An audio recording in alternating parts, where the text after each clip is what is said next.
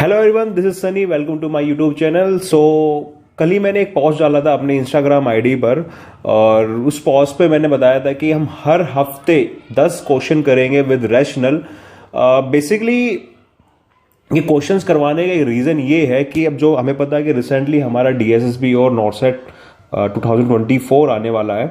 और बेसिकली अगर मैं बताऊं एम्स की बात, जो एम्स नॉर्सेट होगा उसमें क्वेश्चंस आते हैं, कुछ कॉन्सेप्चुअल क्वेश्चंस आते हैं, मतलब जिसमें आपके कॉन्सेप्ट बहुत क्लियर होने चाहिए। ठीक है, तो ये जो 10 क्वेश्चन हम हर हफ्ते करेंगे ये आपके कॉन्सेप्ट को और अच्छा बेहतर करेंगे। क्योंकि आपको पता है कि बहुत सारी बुक्स के अंदर जो क्वेश्चंस दिए होते हैं उनके जो रैशनल्स हैं, ठीक है, वो आप देखना वो बहुत इररिलेवेंट है, वो क्वेश्चन से बिल्कुल मैच ही नहीं करते। और वो रैशनल वहाँ दिए हुए हैं, अगर आप उन रैशनल को पढ़ते हो और उन्हीं को अपना कॉन्सेप्ट बनाते हो तो इन फ्यूचर आप बहुत सारे क्वेश्चंस गलत करने वाले हो।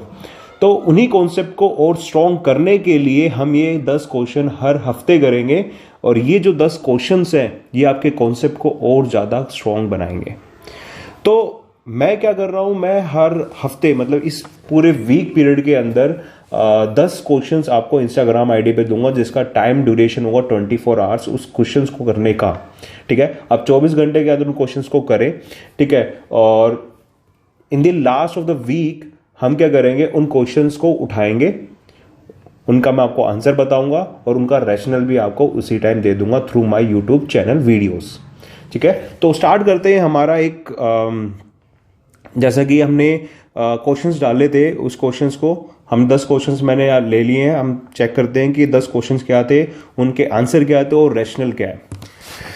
तो जैसे कि आप देख सकते हो कि हमारा जो पहला क्वेश्चन है वो 26-year-old third gravida mother delivered a male baby whose weight 4.2 kg at 37 week of gestation through an emergency caesarean section. ये बहुत इंपॉर्टेंट पार्ट है इसके अंदर। Through an emergency caesarean section for obstructive labour the child developed respiratory distress, मतलब बच्चे के अंदर क्या हो गया, रेस्पिरेटरी डिस्ट्रेस हो गया है। बेसिकली 2 कंडीशन के अंदर, 3 कंडीशन के अंदर रेस्पिरेटरी डिस्ट्रेस होने के चांसेस होते हैं। मतलब इस कंडीशन के अंदर मैं आप जैसा को दिखाऊंगा कि कौन कौन सी कंडीशन ऐसी होती है जिसके अंदर रेस्पिरेटरी डिस्ट्रेस होने के चांसेस है, और एट विच जेस्टेशनल एज। तो 1 hour आफ्टर बर्थ, तो 1 घंटे के बाद बच्चे को रेस्पिरेटरी डिस्ट्रेस हो गया है। ही वॉज केप्ट नील पर और NPO and given IV fluid, उसको आईवी फ्लूइड गया in maintain oxygen saturation room air, no antibiotics were given, मतलब कोई इन्फेक्शन हमें डायग्नोज नहीं हुआ तो कोई एंटीबायोटिक भी हमने दी नहीं। ठीक है, तो chest radiography revelled fluid in intralobular Fisher. ठीक है, इंट्रालोबुलर फीसर के अंदर क्या हमें फ्लूइड देखने को मिला। Respiratory distress is settled bye 24 hours of life, what is the most likely diagnose. अब मैं आपको बताता हूं। अब इन्होंने ऑप्शन दिए हैं, या तो बच्चे को ट्रांजिएंट टैकेपेनिया ऑफ न्यूबॉर्न, जिसको हम TTNB भी बोलते हैं, ठीक है, मतलब इसकी शॉर्ट फॉर्म है। Respiratory distress syndrome type 2, respiratory distress syndrome type 2, और एक ऑप्शन है वेट लंग सिंड्रोम। ठीक है, और एक ऑप्शन है ऑल ऑफ दी अबव। अब मैं आपको बता देता हूं कि ये देखो, ये एक बच्चे का चेस्ट एक्सरे है, और इसमें आप ये देख सकते हो कि ये जो मार्क कर रखा है हमने ऊपर, आप ये मार्क दे सकते हो कि ये जो आप देख रहे हो ना, ये बहुत इंपॉर्टेंट साइन है। अब ये साइन क्या बताता है मैं आपको बताता हूं। नॉर्मली क्या होता है कि जब बच्चा डिलीवर होता है नॉर्मल वजाइनल डिलीवरी से, या तो बच्चा इससे डिलीवर होगा या फिर सिजेरियन सेक्शन से होगा। ठीक है, जब बच्चा इंट्रा यूट्राइन लाइफ में होता है तो उसके जो एल्वलाई होते हैं वो होते हैं कोलैप्स। कोलैप्स इसलिए होते हैं क्योंकि जो भी गैसियस एक्सचेंज होता है वो होता है प्लेसेंटा के थ्रू। तो इसका मतलब एल्वलाई का कोई काम नहीं। जब हमारी बॉडी के अंदर किसी भी पार्ट का कोई काम नहीं होता ना, तो हमारा ब्रेन बहुत क्लेवर होता है इस टाइम। वो क्या करता है कि वो एक्स्ट्रा स्पेस को रखता नहीं है। ठीक है, अब एल्वलाई क्या है, बलून शेप होते हैं, उनमें बहुत एक्स्ट्रा स्पेस आएगा। ठीक है, तो वो क्या करता है, उस पार्ट को कोलैप्स कर देता है, क्योंकि वो फंक्शनल नहीं होते इंट्रायूट्राइन लाइफ में, क्योंकि गैसेस एक्सचेंज का हो रहा है प्लेसेंटा से। जब वो पार्ट कोलैप्स होगा, ठीक है, तो तभी तो आप देखते हो कि एक न्यूबॉर्न बेबी जब डिलीवर होता है तो उसका जो हेड सर्कमफ्रेंस है उसके चेस्ट सर्कमफ्रेंस से क्या होता है, ज्यादा बड़ा होता है। क्यों? क्योंकि चेस्ट का तो वर्क ही नहीं था during interval life, but head का वर्क पूरा था। तो इसका ये साइज तो बढ़ गया, मतलब ये तो वेल डेवलप हो गया, बट ये अच्छे से डेवलप नहीं हो पाया। क्यों? क्योंकि एल्वेलाई कोलैप्स, एल्वेलाई कोलैप्स तो लंग्स कोलैप्स, लंग्स कोलैप्स तो ये जो चेस्ट का सर्कमफ्रेंस है ये भी क्या होगा? कम होगा। और हेड सर्कमफ्रेंस क्या होगा? ज्यादा। तो सिंपल सी बात है। अब यहां पर आप देख सकते हो कि ये एल्वेलाई उस टाइम क्या है? फंक्शनल नहीं है, तो वो क्या करी? कोलैप्स। गैसेस के कहां से होता? प्लेसेंटा से। ठीक है, अगर गैसेस एक्सचेंज प्लेसेंटा से होता, क्योंकि अब बच्चा क्या करता है by the age of 12th week of gestation, जब केवल 12 हफ्ते होते हैं प्रेगनेंसी को, तो बच्चा स्वेलोइंग करता है। किसको? एमनियोटिक फ्लूइड को। अब वो एमनियोटिक फ्लूइड को पिएगा, और जब वो एमनियोटिक फ्लूइड को पिएगा तो ऑब्वियस सी बात है कुछ part, small part of amniotic fluid बच्चे के लंग्स में भी एंटर करेंगे। लंग्स में एंटर करेंगे। अब मान लो जैसे ये लंग्स है,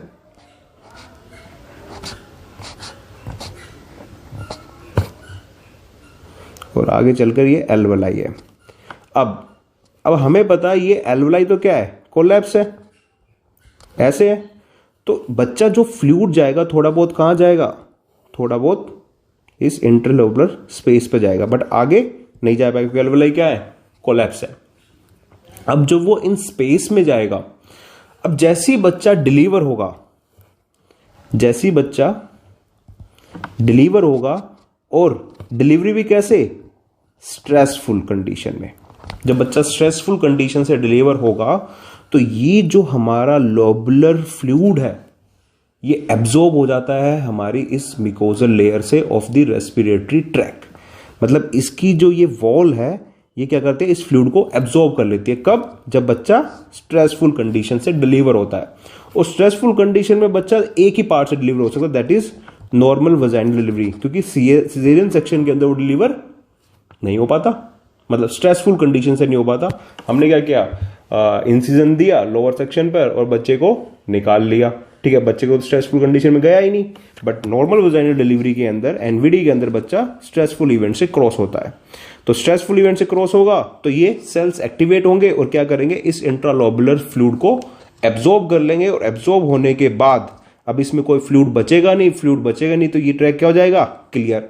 और बच्चे को कोई भी रेस्पिरेटरी डिस्ट्रेस के साइन नहीं आएंगे। अगर यहां फ्लूइड रहेगा, ऑब्वियसली बात, अगर यहां फ्लूइड रहेगा तो यहां पर ऑब्स्ट्रक्शन होगी, ऑब्स्ट्रक्शन होगी तो साउंड अराइज होगी, दैट इज ग्रंटिंग। अब गैसेस एक्सचेंज अगर ऑब्स्ट्रक्ट हो रही है, मतलब आगे जो गैस है, मतलब ऑक्सीजन और CO2 है, उसके एक्सचेंज में क्या होगा? डिक्रीज आएगा। बट हमें पता है कि इन्फेंसी के टाइम बच्चे की ग्रोथ एंड डेवलपमेंट होती है पीक पर। अगर एक ग्रोथ एंड डेवलपमेंट बच्चे की पीक पर होगी at the time of infancy, ठीक है, तो उसकी ऑक्सीजन डिमांड भी क्या होगी? ज्यादा होगी। और अगर ऑक्सीजन डिमांड ज्यादा होगी तो बच्चे का रेस्पिरेशन रेट भी क्या होगा? ज्यादा। अब यहां पर क्या है? यहां पर फ्लूइड फील्ड है, तो यहां पर गैस क्या जा रही है? कम एक्सचेंज हो पा रही है। और अगर वो कम एक्सचेंज हो पाएगी तो कम ही कहां जाएगी? हमारे सेल के पास कम जाएगी। और अगर सेल के पास कम जाएगी तो सेल क्या करेंगे? कंप्लेन करेंगे हमारे ब्रेन को कि भाई हमारे पास तो ऑक्सीजन कम आ रही है और हमें काम करना है ज्यादा।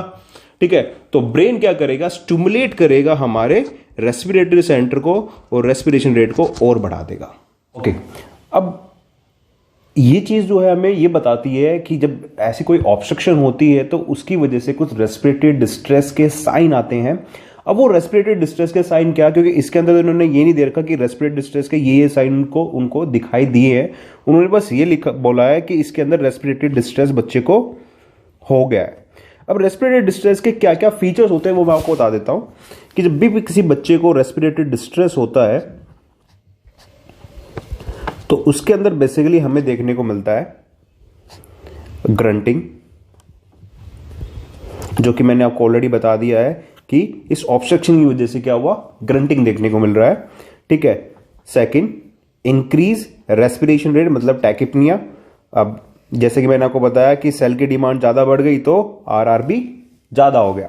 ठीक है, nasal flare, nasal flaring. Nasal flaring क्या होता है कि बच्चे की नोस्ट्रल्स जो होंगी वो थोड़ी सी इन्फ्लेट मतलब डायलेट होंगी। क्यों? ताकि वो ज़्यादा से ज़्यादा ऑक्सीजन अंदर ले जा सके और सेल की डिमांड को फुलफिल कर सके। तो नेजल क्या होने लग जाएगी? फ्लेयर होने लग जाएगी। इवन बच्चा क्या करेगा? अपनी एसेसरीज मसल्स को यूज करेगा, जिसके अंदर हमारा एक नेजल फ्लेयर तो होगा ही, प्लस और भी मसल्स को वो क्या करने लग जाएगा? यूटिलाइज करने लग जाएगा। ठीक है। थर्ड, हमें देखने को मिलेगा अगर ये कंडीशन ज्यादा सीरियस हो गई तो साइनोसिस भी देखने को इसके अंदर हमें मिल सकता है। नॉर्मली या प्रैक्टिकल लाइफ के अकॉर्डिंग बताऊं तो हम बेसिकली दो चीजों को देखते हैं अगर किसी बच्चे के अंदर रेस्पिरेटरी डिस्ट्रेस निकालना होता है तो। उसमें आता है एक हमारा ग्रंटिंग और दूसरा होता है इंक्रीज आरआर। ठीक है। बाकी और साइन भी इसके साथ एसोसिएटेड है, नेजल फ्लेयर भी हमें देखने को मिल सकता है तभी। ठीक है। बट ये दो फीचर्स बहुत इंपॉर्टेंट होते हैं किसी बच्चे के अंदर रेस्पिरेटरी डिस्ट्रेस निकालने के लिए। रेस्पिरेटरी डिस्ट्रेस का मतलब ये नहीं कि ये पर्टिकुलर इसी कंडीशन के अंदर होता है। कोई भी ऐसी कंडीशन जिसके अंदर हमारी एयरवे ऑब्स्ट्रक्ट हो रही है वो हमारा रेस्पिरेटरी डिस्ट्रेस का साइन होता है। ठीक है। ओके। अब इस कंडीशन के अंदर हमें ये पता लगा कि रेस्पिरेटरी डिस्ट्रेस के अंदर हमारी ये चीज देखने को मिल रही है। अब एक बार यहां पर क्वेश्चन पर आओ कि उन्होंने बोला कि रेस्पिरेटरी डिस्ट्रेस हो गया है within 1 hour after birth, he was kept nil पर oral and given IV fluid, he maintain oxygen saturation room air. मतलब उसको कोई भी ऑक्सीजन देने की जरूरत नहीं है, वो रूम एयर पर उसको मेंटेन कर रहा है। ठीक है। कोई एंटीबायोटिक नहीं दिया, मतलब कोई इंफेक्शन नहीं है।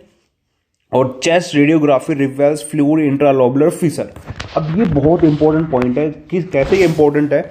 जैसे कि मैंने आपको बताया कि जब बच्चा CS एक्शन मतलब जब अनस्ट्रेसफुल कंडीशन से बाहर आता है, अगर वो स्ट्रेसफुल कंडीशन में आता तो बात अलग है। बट अगर वो अनस्ट्रेसफुल कंडीशन से बाहर आया है तो ये जो हमारा लोब है, ये इंटरलोब से, इसमें क्या हो जाता है? फ्लूइड रह जाता है।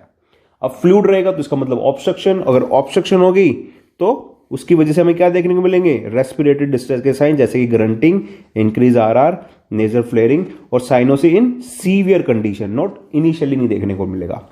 ठीक है। तो अब जब हम उसका चेस्ट एक्सरे करवाएंगे बच्चे का, ठीक है, तो यही फ्लूइड हमें कहां देखने को मिलेगा? ये दिख रहा है आपको यहां पर, ये इसको बोलते हैं हम सनब्रस्ट साइन। इसको बोलते हैं हम सनब्रस्ट साइन या फिर अपीयरेंस। ठीक है। जैसे पहाड़ों के बीच में से सन निकलता है ना, अराइज होता है।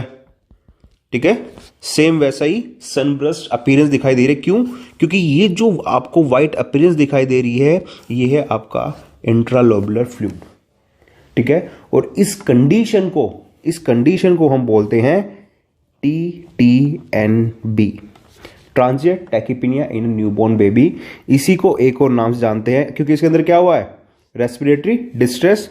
तो इसको बोलते हैं हम रेस्पिरेटरी डिस्ट्रेस टाइप 2।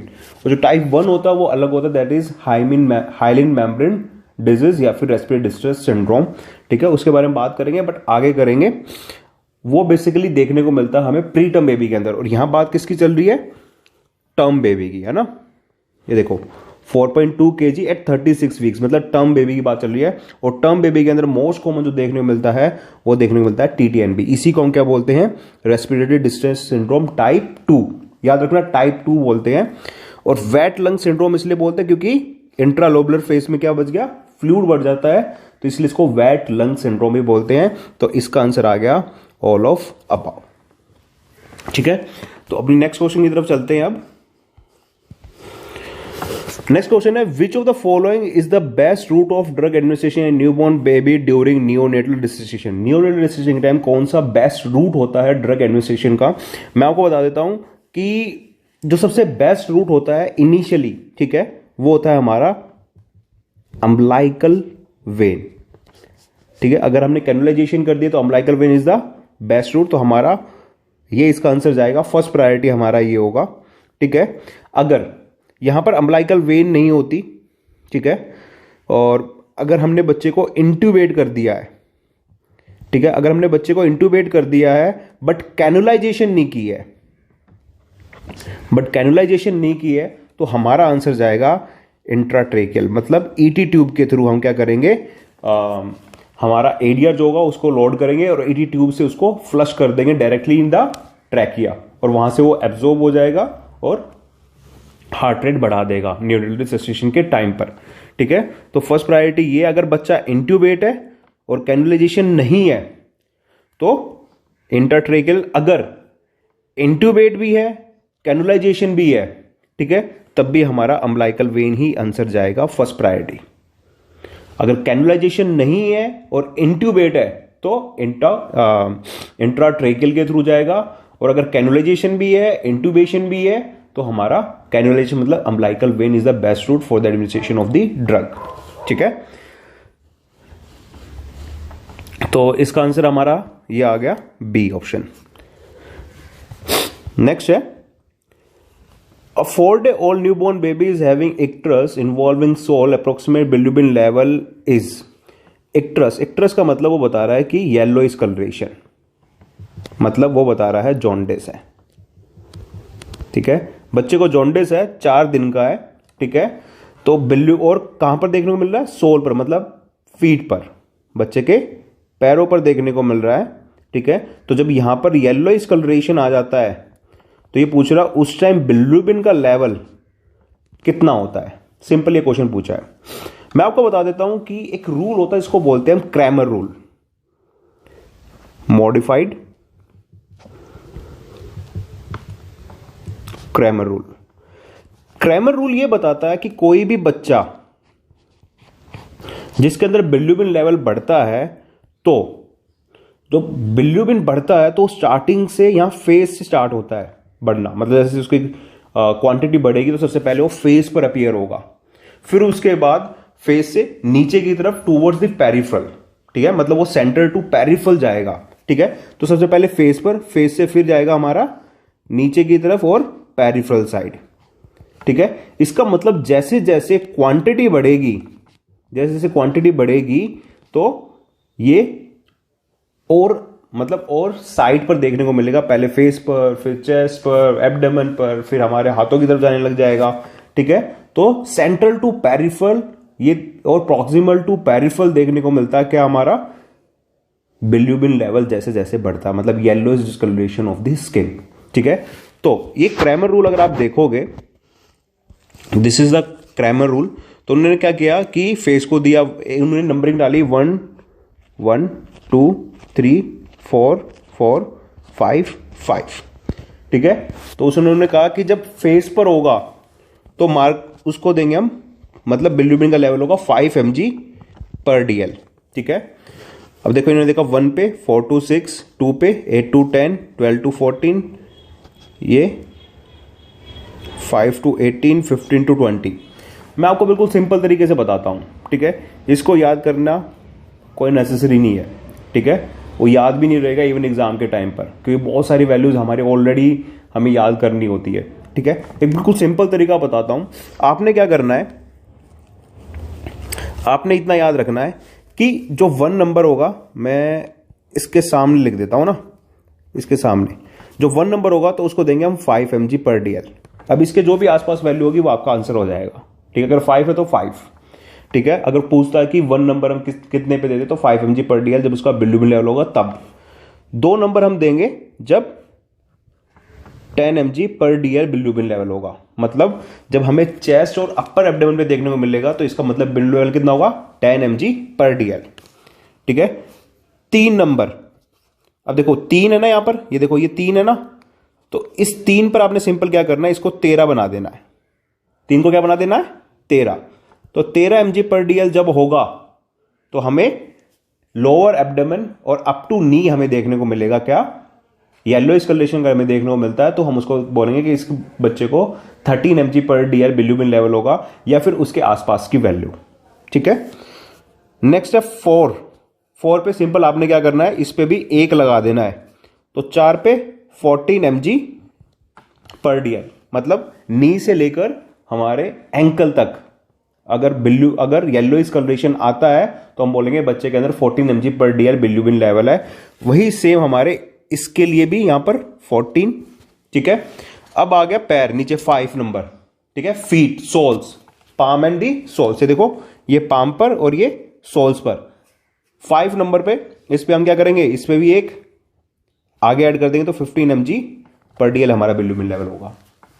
इसका मतलब कि जब अगर किसी बच्चे के हाथ या पैर येलोइश कलर्ड हो जाएंगे तो बिलिरुबिन लेवल क्या होगा, 15 mg/dl, ठीक है, या फिर उससे ज्यादा। अच्छा, एक चीज याद रखना कि हमने जो भी वैल्यू बताई है ना, उसको अगर आपके पास ऑप्शन मान लो ये आता है कि एक बच्चा है क्रैमर रूल के अकॉर्डिंग उसके below the knee and till the ankle, कहां तक, below knee and above ankle, हमें येलो कलेक्शन दिखाई दे रहा है और ऑप्शन दे दे वो कि भाई 13, 15, 10, 9। तो मैंने बताया था कि नी से नीचे और अबव द एंकल 4 नंबर होता है, ठीक है, 4th कैटेगरी है वो हमारी, ठीक है। तो उसके आगे आगे लगाना तो 14 हो जाएगा, ठीक है, बट इसमें 14 तो है ही नहीं, ठीक है। तो आप इसमें से कौन सा चूज करोगे, तो आप चूज करना 50, अगर नहीं है तो एक हमेशा एक्स्ट्रा चूज करना, क्लियर है। अगर जैसे ये है हमारा 5 नंबर, तो ये अबव मोर देन 15 मानकर चलना, जब भी more than 15 mg/dl bilirubin level होगा तो बच्चे के पाम और सोल्स येलोइश कलर दिखाई देंगे, ठीक है। एक छोटा सा मतलब मैंने आपको बताया, ये वैल्यू याद ना करनी पड़े आपको, इसलिए ये बहुत इजीली याद हो जाएगा आपको, इसमें कोई इशू नहीं आएगा, क्लियर। तो इसका आंसर क्या आंसर आ गया हमारा, बी आंसर। देखो कोई भी वैल्यू इसके आसपास नहीं है, और इसने कितना पूछा था, हाँ, सोल्स अगर अफेक्ट होती है तो सोल्स जब कब होती है, जब 5th नंबर है ना, पाम और सोल्स कभी वैल्यू दिखाई जब 5वीं कैटेगरी पे होगा क्रैमर रूल के अकॉर्डिंग, और 5वें नंबर के लिए क्या है, 15 mg/dl। नेक्स्ट है हमारा ट्रांजिट टैकिपेनिया ऑफ न्यूबॉर्न। देखो TTNB हो गया है, is commonly seen in which of the following, मतलब TTNB कौन सी कंडीशन के अंदर देखने को मिलता है, ठीक है। ऑप्शन है टर्म डिलीवरी रिक्वायरिंग फोर्सेप, मतलब नॉर्मल वजाइनल डिलीवरी है और फोर्सेप भी यूज हो रहा, मतलब कंडीशन और ज्यादा क्या होगी, स्ट्रेसफुल। और मैंने आपको बताया था कि जब भी कंडीशन स्ट्रेसफुल होती है, जब भी कंडीशन स्ट्रेसफुल होती है तो ये जो हमारा लोब के अंदर फ्लूइड होता है ये एब्जॉर्ब हो जाता है, तो TTNB तो होगा ही नहीं, है ना। स्ट्रेसफुल कंडीशन हुई तो TTNB नहीं होगा, और अगर स्ट्रेसफुल कंडीशन नहीं हुई, बच्चा बहुत कंफर्टेबली बाहर आया है, तो TTNB होगा, क्योंकि यहां के सेल्स एक्टिवेट नहीं होंगे। वो कब होते हैं, जब स्ट्रेसफुल कंडीशन आती है तभी। अब आगे देखो, उन्होंने बोला कि किस सिचुएशन में हमें TTNB देखने को मिलेगा, तो उन्होंने बोला पहले टर्म डिलीवरी रिक्वायरिंग फोर्सेप, तो फोर्सेप तो स्ट्रेसफुल कंडीशन से होगी। टर्म रिक्वायरिंग वेंटोस मतलब जो एक कप यूज करते हैं जिसके अंदर हम वैक्यूम लगाते हैं, ठीक है, तो उसमें भी क्या होगा, स्ट्रेसफुल कंडीशन होगी, तो ये भी ऑप्शन गया हमारा, ये भी ऑप्शन गया। इलेक्टिव सिजेरियन सेक्शन, हाँ, उसके अंदर कंफर्टेबली क्या होगा, बच्चा डिलीवर होगा, तो ये हो सकता है, बट हमें 4th ऑप्शन भी देखना है कि उसके अंदर क्या है। उन्हें बोला नॉर्मल वजाइनल डिलीवरी, तो NVD भी तो खुद ही एक स्ट्रेसफुल क्या है, प्रोसेस है, ठीक है। तो इसमें हमारा आंसर आ गया C, ठीक है, क्लियर है सबको। ओके, नेक्स्ट है A postpartum infant delivered vaginally is exhibiting tachypnea, grunting, retraction and nasal flaring। अब देखो क्वेश्चन को बिल्कुल ध्यान से पढ़ना बहुत जरूरी है। मैंने आपको बताया कि TTNB हमेशा टर्म बेबी के अंदर मिलेगा। TTNB किसके अंदर मिलेगा, टर्म बेबी के अंदर। देखो रेस्पिरेटरी जो डिस्ट्रेस की बात अगर हम कर रहे हैं, ठीक है, तो इसके 2 रीजन हो सकते हैं, एक पल्मोनरिक, एक नॉन पल्मोनिक मतलब किसी और कंडीशन से एसोसिएटेड है, पल्मोनिक जो हमारा डायरेक्टली रिलेटेड टू है हमारे लंग से। इसके अंदर आते हैं हमारे, जैसे एक आता है रेस्पिरेटरी डिस्ट्रेस सिंड्रोम, एक आता है TTNB मतलब ट्रांजिट टैकिपेनिया ऑफ न्यूबॉर्न, एक आता है मिकोनियम एस्पिरेशन सिंड्रोम, ठीक है। और भी कोई कंडीशन हो सकते हैं जैसे कंजेनाइटल डायफ्रामेटिक हर्निया, ठीक है, ये भी क्या कॉज कर सकता है, रेस्पिरेटरी डिस्ट्रेस कॉज कर सकता है। मैं बताऊंगा आगे कैसे, ठीक है। तो ये जो ऐसे कॉज है जो कॉज करते हैं क्या, रेस्पिरेटरी डिस्ट्रेस कॉज करते हैं। अब ये जो रेस्पिरेटरी डिस्ट्रेस सिंड्रोम है जिसको हम हाइलिन मेम्ब्रेन डिसऑर्डर भी बोलते हैं, इसकी वीडियो मैंने ऑलरेडी यूट्यूब पर डाल रखी है, आप चाहो तो ये इसकी वीडियो देख सकते हो कि ये चीज क्या होती है, किस रीजन से होती है। बेसिकली ये सर्फेक्टेंट की डेफिशिएंसी से होता है। सर्फेक्टेंट की जब कमी हो जाती है तो रेस्पिरेटरी डिस्ट्रेस सिंड्रोम देखने को मिलता है। और सर्फेक्टेंट की डेफिशिएंसी तभी मिलती है जब बच्चा हो प्री टर्म। टीटीएन भी हमें टर्म बेबी के अंदर देखने को मिलता है। मेकोनियम एस्पिरेशन सिंड्रोम मतलब बच्चा क्या करता है, अपना फर्स्ट स्टूल पास कर देता है मदर सैक मतलब मदर वोम या फिर एमनियोटिक फ्लूइड के अंदर, और वो जो मेकोनियम है, जो फर्स्ट स्टूल है, बच्चा उसको एस्पिरेट कर जाता है। ठीक है, और ये कंडीशन तब देखने को मिलती है या तो बच्चा ज्यादा स्ट्रेसफुल लाइफ में जाए, ऑब्स्ट्रक्टिव लेबर हो जाए, या फिर बच्चा अपना टर्म जेस्टेशन मतलब 37 टू 42 जो वीक ऑफ जेस्टेशन हमारे होते हैं, जो कि टर्म पीरियड के होते हैं, अगर बच्चा इसको क्रॉस कर जाए मतलब बच्चा पोस्ट टर्म हो, तो मेकोनियम एस्पिरेशन सिंड्रोम हो सकता है। ठीक है, तो अब यहां पर देखो, अब इन्होंने पहले बोल दिया बच्चा क्या है, पोस्ट टर्म है, तो हमारी ये कंडीशन तो कट गई और ये भी कट गई। ठीक है, हाँ ये कंडीशन हो सकती है, अब ये भी हो सकती है, बट इनमें से कौन सी अभी देख लेते हैं। एक बच्चा है पोस्ट टर्म इन्फेंट डिलीवर्ड हुआ वेजाइनली, ठीक है, is exhibiting tachypnoea, grunting, retraction and nasal flaring. तो ये मैंने अभी स्टार्टिंग में बताया था आपको, ये किस चीज के फीचर्स हैं, ये फीचर्स है हमारे रेस्पिरेटरी डिस्ट्रेस साइन के। The nurse interpret the assessment of finding is indicative of hypoglycaemia. Hypoglycaemia में बच्चे के अंदर टैकीपिनिया नहीं देखने को मिलता। ठीक है, बच्चा शेक करता है और पुअर क्राई होती है, ठीक है, पुअर फीडिंग होती है, ग्रंटिंग साउंड नहीं देखने को मिलेगी आपको। ठीक है, और हाइपोग्लाइसीमिया तब बोलते हैं जब बच्चे का blood glucose less than 40 mg पर DL देखने को मिलता है तब। ठीक है, तो ये फीचर्स मतलब ये फीचर्स नहीं देखने को मिलते किसके अंदर, हाइपोग्लाइसीमिया के अंदर, तो ये ऑप्शन तो हमारा कट गया। नेक्स्ट है रेस्पिरेटरी डिस्ट्रेस सिंड्रोम, ये हमने ऑलरेडी काट दिया, क्यों, क्योंकि ये तब देखने को मिलता है जब बच्चा क्या हो, प्री टर्म हो। ठीक है, तो प्री टर्म के अंदर ये हमें कंडीशन देखने को मिलती है। TTN भी ये हमें किसके अंदर देखने को मिलती है, टर्म बच्चे के अंदर देखने को मिलती है। अब आता है मेकोनियम एस्पिरेशन सिंड्रोम। अब ये चीज हमारी फुलफिल कर रहा है हर चीज को जो हमने मेकोनियम एस्पिरेशन सिंड्रोम में बात की थी, तो इसका आंसर आता है हमारा ये, क्योंकि जब बच्चा मेकोनियम पास कर देता है और वो मेकोनियम बच्चा एस्पिरेट कर जाता है, ठीक है, वही मेकोनियम क्या होगा, हमारे रेस्पिरेटरी ट्रैक के अंदर ऑब्स्ट्रक्शन कॉज करेगा। और मैंने बताया था जैसी ऑब्स्ट्रक्शन कॉज होगी, चाहे वो फ्लूइड से हो, चाहे वो सॉलिड से हो, चाहे वो स्टूल से हो, तो उससे रेस्पिरेटरी डिस्ट्रेस साइन देखने को मिलेंगे ही मिलेंगे। ठीक है, तो इसकी वजह से रेस्पिरेटरी डिस्ट्रेस साइन आएंगे, और ये आंसर आ गया हमारा मेकोनियम एस्पिरेशन सिंड्रोम। देखो मैं थोड़ा फास्ट इसलिए करवा रहा हूं क्योंकि वीडियो ज़्यादा लंबी नहीं करनी है हमें। ठीक है, और अब ये क्वेश्चन ऐसे हैं जो आपके कॉन्सेप्ट को बहुत अच्छी तरीके से क्लियर कर सकते हैं। ठीक है, और अगर आपको फिर भी कुछ समझ नहीं आता या फिर आपको लगता है कि सर इस टॉपिक पे थोड़ा सा और बात करें या उस क्वेश्चन पे और बात करें, तो आप कमेंट करके मुझे बता सकते हो, तो हम उस पर बात कर लेंगे नेक्स्ट वीक, है ना। एक नेक्स्ट क्वेश्चन है गैसलेस एब्डोमेन। गैसलेस एब्डोमेन मतलब कोई भी गैस मतलब अभी आपको पता लग जाएगा। On chest x-ray is seen in what type of tracheoesophageal fistula. Tracheoesophageal fistula क्या होता है, देखो क्या होता है कि हमारा जो रेस्पिरेटरी ट्रैक है और जो हमारा ईसोफेगस है, ठीक है, बेसिकली ये कंडीशन क्या होता है, इसके अंदर हमारा ईसोफेगस कंप्लीटली फॉर्म नहीं हो पाता। ठीक है, तो इसको बोलते हैं हम ईसोफेजियल एट्रेजिया। ठीक है, तो हमारी बॉडी क्या करती है, कंपनसेट करती है। कंपनसेट कैसे करके, एक दूसरे पार्ट को दूसरे पार्ट से मिला देती है थ्रू अ अबनॉर्मल कनेक्शन, और उस कनेक्शन को बोलते हैं हम फिस्टुला। ठीक है, अब हमारी बॉडी ने क्या किया कि ट्रैकिया से इसको कनेक्ट कर दिया।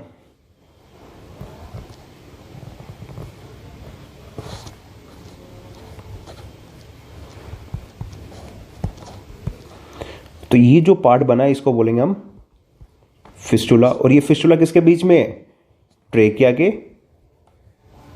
एंड ये क्या है, ईसोफेगस, है ना, ईसोफेगस से कनेक्ट है।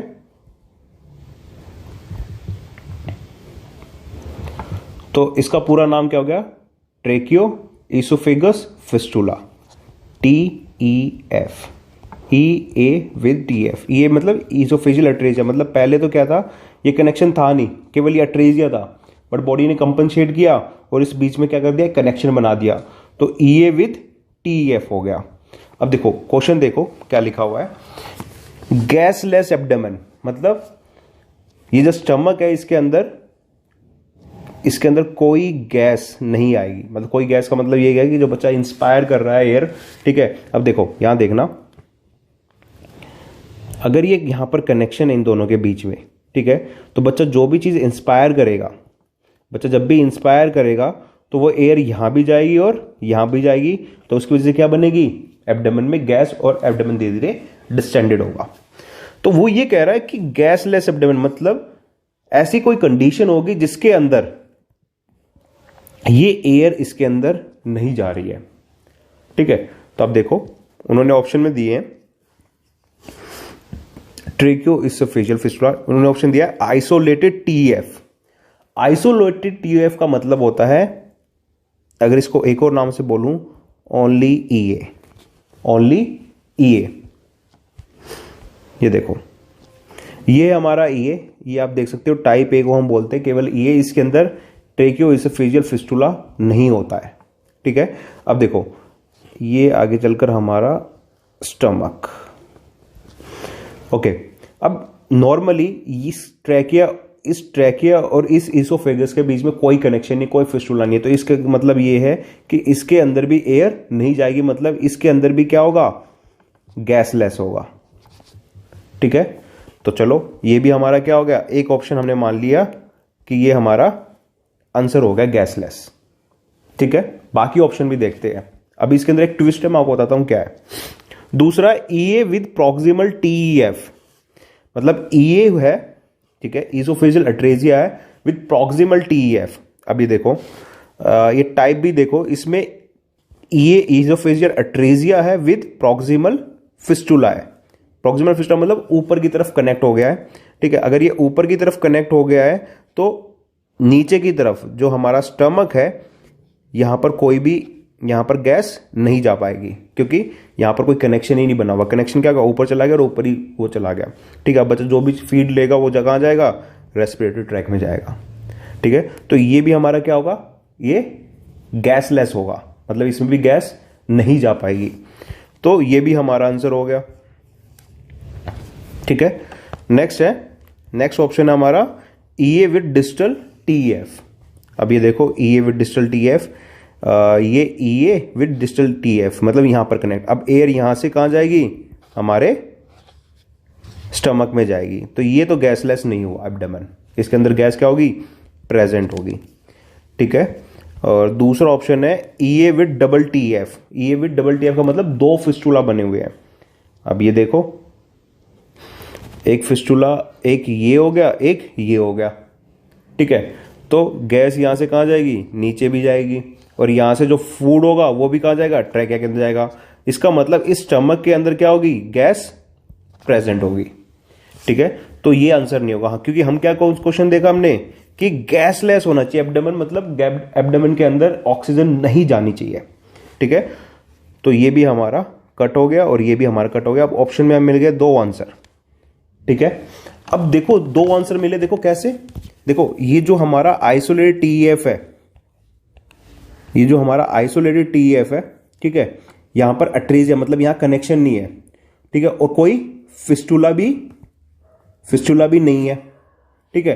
तो ऑब्वियसली बात है इसके अंदर कोई भी ऑक्सीजन नहीं जा पाएगी जब कनेक्शन ही नहीं है, तो ठीक है। तो एक तो ये हो गया, और एक था हमारा ये प्रॉक्सिमल, ठीक है। अब यहां पर देखो ऑक्सीजन यहां से हमारे ट्रैकिया में जाएगी, क्यों, क्योंकि ये जो था अगर यहां पर ये कनेक्ट होता इससे तो ही इसके अंदर जा पाती। अब यहां पर कोई कनेक्शन नहीं है, ये पूरा क्या है, बंद है और ऐसे कंप्लीट वो है, तो इसके अंदर भी गैस नहीं जा पाएगी। अब एक क्वेश्चन के अंदर दो आंसर तो हो नहीं सकते, आंसर क्या होगा, केवल एक ही होगा, और आंसर जो होगा हमारा वो ये ना होकर ये होगा। देखो क्यों, उन्होंने बोला, क्वेश्चन को देखना, यही मेन ट्विस्ट है। उन्होंने बोला gasless abdomen on chest x-ray seen with type of tracheoesophageal fistula, मतलब किस ट्रेकियोइसोफेजियल फिस्टुला में देखने को मिला, जिसके अंदर फिस्टुला बना हो। और यहां देखो, यहां पर तो कोई, इसके अंदर तो कोई फिस्टुला है ही नहीं, तो इसके अंदर तो टीईएफ है ही नहीं, ठीक है।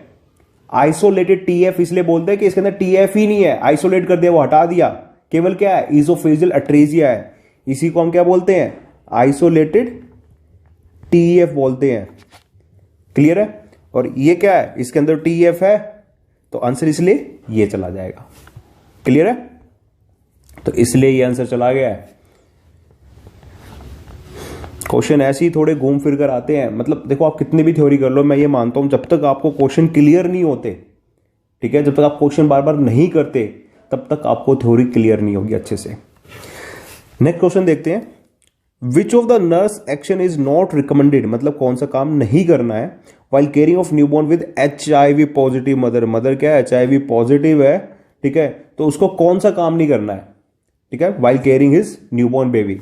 तो ऑप्शन है wiping the secretion from knows and I separately, तो ये हम कर सकते हैं, ठीक है, इसमें कोई इशू नहीं है, मतलब वाइप ही तो करना, मदर अपने हाथों से वाइप कर रही है। बेसिकली क्या होता है, मदर के सिक्रीशंस, बच्चे के सिक्रीशन से, मतलब बच्चे के सिक्रीशन के कांटेक्ट में नहीं आने चाहिए HIV के अंदर, ठीक है। दूसरा wiping the secretion from the mouth, ठीक है, बच्चे के मुंह से सिक्रीशन को उसने क्या कर दिया, वाइप अप कर दिया, तो उसमें भी कोई इशू नहीं है, तो ये भी हम कर सकते हैं। Use of mouth operated suction to extract mucus, okay. Next है गिविंग ऑक्सीजन रिक्वायर्ड, ये भी हम कर सकते हैं। अब ये देखो तीसरा ऑप्शन इन्होंने क्या किया है, तीसरा ऑप्शन में मदर क्या कर रही है, अपने माउथ से एक सक्शन क्रिएट कर रही है, खींच रही है, ठीक है, किससे, बच्चे के नॉस्ट्रिल्स को या फिर माउथ को, माउथ के सिक्रीशंस को। अब इससे क्या होगा, मदर का जो सिक्रीशन है वो क्या हो सकता है, बच्चे के कांटेक्ट में आ सकता है, ठीक है। तो ये सिक्रीशन के कांटेक्ट को हमें क्या करना है, अवॉइड, ठीक है, क्योंकि मदर क्या कर रही है, मदर खींच रही है ना उससे बच्चे के सिक्रीशंस को, ठीक है, तो ऑब्वियसली बात है कुछ सिक्रीशन मदर के जा सकते हैं बच्चे के अंदर, जैसे ही वो सक्शन छोड़ेगी तो ऑब्वियसली बात है कुछ अमाउंट ऑफ फ्लूइड या ड्रॉपलेट्स क्या हो सकती है, बच्चे के अंदर जा सकती है, मतलब बच्चे के सिक्रीशन से मदर के सिक्रीशन कांटेक्ट में आ सकते हैं। तो ये चीज क्या करेंगे हम, नॉट रिकमेंडेड करेंगे, क्या, use of mouth operated suction to extract mucus. तो ये हमारा आंसर हो गया, बाकी हमारे नहीं हुए। नेक्स्ट है Kawasaki disease associated with all except, Kawasaki disease is associated with all except. अब देखो कावासाकी डिजीज क्या होता है, it is muco cutaneous lymph node syndrome with inflammation of small vessel. देखो म्यूको मतलब म्यूकस, जो हमारी म्यूकस मेम्ब्रेन होती है, क्यूटेनियस मतलब skin, lymph node, you all know what is lymph node, ठीक है, इन्फ्लामेशन ऑफ स्मॉल वेसल्स। ये क्या है, एक ऑटो इम्यून कंडीशन है, ठीक है, जिसके अंदर हमारे एंटीबॉडीज हमारे इन पर्टिकुलर एरिया पर क्या करते हैं, अटैक करते हैं, जिसकी वजह से कुछ क्लिनिकल फीचर्स देखने को मिलते हैं। वो फीचर्स क्या है, म्यूको मतलब म्यूकस मेम्ब्रेन मतलब कंजक्टिवाइटिस वगैरह देखने को मिल सकता है, ठीक है। तो कंजक्टिवाइटिस होगा क्योंकि हमारी क्या है, म्यूकस मेम्ब्रेन ही तो है ये, ठीक है। अगर कंजक्टिवाइटिस होगा तो आईज क्या होंगी, रेड हो जाएंगी, ठीक है। इन्फ्लामेशन वगैरह होंगी तो आईज क्या होंगी, रेड होंगी, उसकी वजह से इन्फेक्शन हो गया वहां पर एक तरीके से, ठीक है। दूसरा सर्वाइकल लिम्फ एडिनोपैथी, अब मैंने बताया कि यहां पर क्या है, लिम्फ नोड अफेक्ट होते हैं तो उनकी इन्फ्लामेशन होगी, तो सर्वाइकल लिम्फ नोड एडिनोपैथी देखने को मिलेगा, ठीक है, ये भी मिलेगा। रैश, अब क्योंकि मैंने क्या बताया, क्यूटेनियस मतलब इसके अंदर स्किन भी अफेक्ट होगी तो आपको रैश भी देखने को मिलेंगे, तो ये भी हमें देखने को मिलेगा। थ्रोम्बोसाइटोपिनिया, थ्रोम्बोसाइटोपिनिया मतलब है डिक्रीज प्लेटलेट काउंट। इस कंडीशन के अंदर प्लेटलेट काउंट इंक्रीज होंगे, कैसे, देखो ये जो हमारी स्मॉल वेसल्स है वो क्या होगी, इन्फ्लेम्ड। देखो हमारी जो वेसल्स होती हैं वो होती हैं पोरस, मतलब उनमें छोटे छोटे क्या होते हैं, होल्स होते हैं, ठीक है। बट इन होल का साइज इतना छोटा होता है कि इनमें से आरबीसीज नहीं निकल पाते,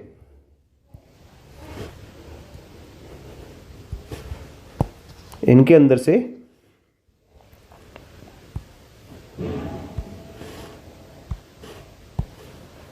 इनके अंदर से आरबीसीज नहीं निकल पाते क्योंकि आरबीसीज का जो साइज है, ठीक है, वो ज्यादा होता है। तो अब आरबीसीज अगर इनमें से नहीं निकल पाएंगे, ठीक है, तो कोई ब्लीडिंग नहीं होगी, मतलब फ्लूइड वगैरह एक्सचेंज इजीली हो जाते हैं।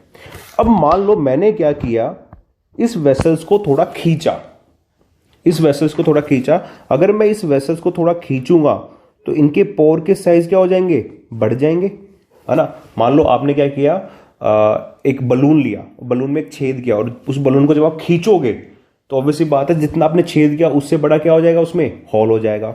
जब इन वेसल्स का साइज बढ़ेगा, मतलब इन होल का साइज बढ़ेगा, तो यहां से इजीली आरबीसी क्या होंगी, बाहर निकलने लग जाएंगी, मतलब ब्लीडिंग देखने को मिलेगी, लीकिंग देखने को मिलेगी, ठीक है।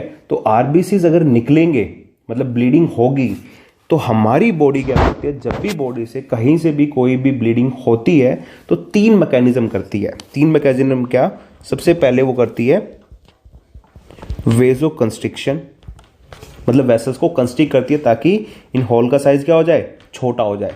दूसरा प्लेटलेट एडेशन, और तीसरा क्लॉटिंग। अब देखो प्लेटलेट एडेशन, अब क्योंकि यहां पर क्या है, इन्फ्लामेशन ऑफ स्मॉल वेसल, बहुत सारी वेसल्स इन्फ्लेट होगी तो बहुत ज्यादा क्या होगा, लीकिंग होगा, बहुत ज्यादा लीकिंग होगा तो बहुत वेसो कंस्ट्रिक्शन भी ज्यादा होगी, और प्लेटलेट भी ज्यादा होंगे। क्यों, क्योंकि उनको क्या करना है, उस एरिया को बंद करना ताकि ब्लीडिंग ना हो, ठीक है। तो प्लेटलेट क्या होंगे, बढ़ेंगे, ना कि कम होंगे। किसके अंदर, कावासाकी डिजीज के अंदर। तो आंसर हो गया हमारा ये। क्लियर है। नेक्स्ट है ग्रेमिस विद अबगार स्कोर इज। देखो अबगार स्कोर जो कि वर्जीनिया अबगार ने दिया था, 5 पैरामीटर थे, APGAR। A for appearance, P for pulse rate, G for grimace, A for activity, R for respiratory effort. अब इस ग्रामिस को कौन सा स्कोर देंगे हम, ठीक है। बेसिकली मैं बताऊं ग्रामिस का मतलब क्या होता है, just a giving a facial expression, just a giving a facial expression, ठीक है, उसको बोलते हैं हम ग्रामिस। और यहां पर ग्रामिस का मतलब क्या है, देखो ग्रामिस का मतलब क्या है, that is reflex irritability. Reflex irritability, reflex irritability के अंदर हम क्या करते हैं कि एक कॉटन स्वैब लेते हैं, मतलब ऐसा होता है ना हमारा कॉटन स्वैब, ठीक है। अब इसकी जो ये पार्ट है, ये इस पार्ट से हम नोस्ट्रिल्स को इरिटेट करते हैं। नोस्ट्रिल्स को इरिटेट करेंगे तो बेसिकली बच्चा क्या करेगा, जैसे ही नोस्ट्रिल्स इरिटेट होंगे या तो बच्चा स्नीज करेगा, या फिर क्राई करेगा, या फिर फेशियल एक्सप्रेशन बनाएगा। अगर यहां पर अच्छी नर्व एंडिंग्स होंगी तो बच्चा क्या करेगा, या तो स्नीज करेगा या फिर रोने लग जाएगा। और अगर यहां पर कम होगी तो बच्चा केवल बस थोड़ा सा मुंह ऐसे बनाएगा, है ना, थोड़ा सा बस ऐसे रिफ्लेक्स सा देगा, मुंह बनाएगा, ठीक है। अगर ग्रेमिस का मैं मीनिंग बताऊं इंग्लिश में, मतलब ग्रेमिस का मीनिंग क्या होता है हिंदी में, सॉरी, तो ग्रेमिस का मतलब होता है गिविंग अ फेशियल एक्सप्रेशन, ठीक है। अगर बच्चा क्राई करता है तो उसको हम 2 नंबर का स्कोर देते हैं, मतलब अच्छा स्कोर देते हैं। और अगर बच्चा केवल फेशियल एक्सप्रेशन बनाता है, फेशियल एक्सप्रेशन देता है, तो हम उसको 1 नंबर देते हैं। अब ये फेशियल एक्सप्रेशन, इसका इंग्लिश में मीनिंग क्या है, ग्रामिस, ठीक है। तो इसलिए ग्रामिस को हम देंगे 1 नंबर, क्योंकि ग्रामिस का मतलब क्या है, गिविंग अ फेशियल एक्सप्रेशन। तो अगर आपसे क्वेश्चन पूछे grimace with Apgar score is, तो उसको आंसर देंगे हम 1, ठीक है। क्योंकि just giving a facial expression is not enough to show the good reflex irritability, ठीक है। मतलब बढ़िया रिफ्लेक्स इरिटेबिलिटी जब होगा जब बच्चा क्राई करेगा, स्नीज करेगा, या फिर उसको पकड़ के हाथ को उसको ऐसे एकदम मारेगा, ठीक है, मतलब ऐसे नाक के पास लेकर जाएगा, और जस्ट गिविंग अ जस्ट एक्सप्रेशन, ठीक है, तो उसको हम 1 स्कोर देंगे, और उसी को हम क्या बोलते हैं, ग्रामिस भी बोलते हैं, ठीक है। और ये पैरामीटर ग्रामिस का तो है, ठीक है, बट ग्रामिस का मतलब भी क्या है, फेशियल एक्सप्रेशन, ठीक है। तो इसलिए फेशियल एक्सप्रेशन को हम 1 मार्क्स देते हैं। नेक्स्ट एंड लास्ट क्वेश्चन है हमारा, a child undergoes heart surgery to repair defect एसोफेट tetralogy of Fallot, post operatively it essential nurse to prevent. एक बच्चा है जिसकी हार्ट सर्जरी हुई है, ठीक है, जो कि टेट्रोलॉजी ऑफ फैलेट का, टेट्रोलॉजी ऑफ फैलेट के लिए जो हार्ट सर्जरी होगी उसके अंदर हम ओपन हार्ट सर्जरी करते हैं, ठीक है। अगर हम ओपन हार्ट सर्जरी करेंगे, ठीक है, तो उसके पोस्ट ऑप में हमें क्या एसेंशियल चीज करनी है, क्या चीज हमें प्रिवेंट करनी है ना। तो ऑप्शन है crying, coughing, heart stool, unnecessary movement.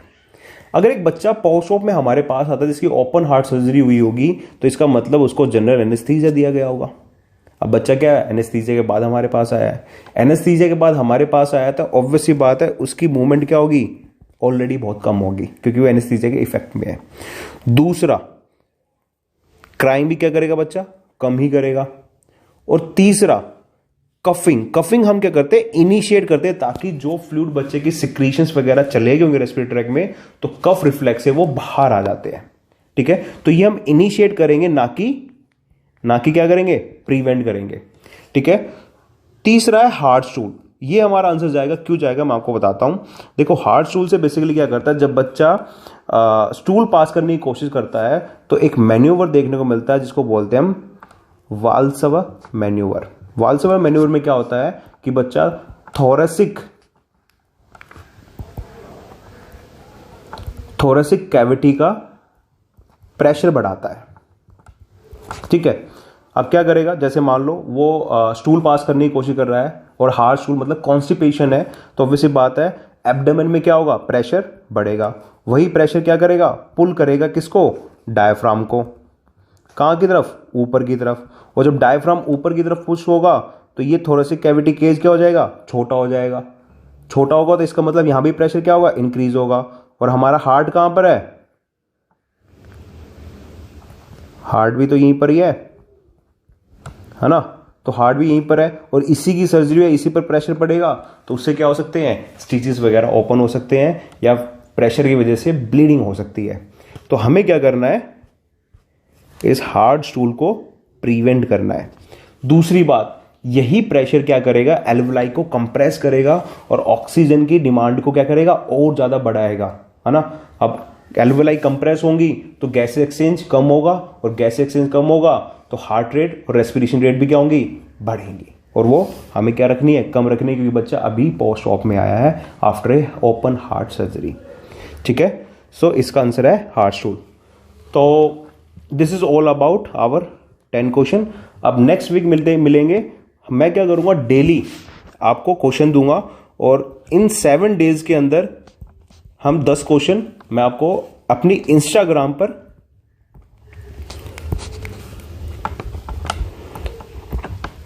पर डालूंगा। मेरी इंस्टाग्राम आईडी है sunnydral14। ठीक है, और फेसबुक पर भी डालता हूं मैं। ठीक है, फेसबुक पे मेरी मेल आईडी है AIFF sunnydral@gmail.com।